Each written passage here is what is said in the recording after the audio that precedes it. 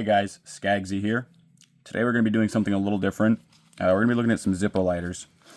So these were made last year in 2025 to kind of celebrate or commemorate the Bills Stadium. So it's pretty cool.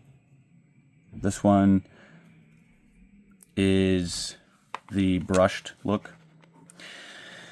And then this other one here, I do believe was employee exclusive. That's what they told me when I bought it. And it actually has stuff on the back of this one too.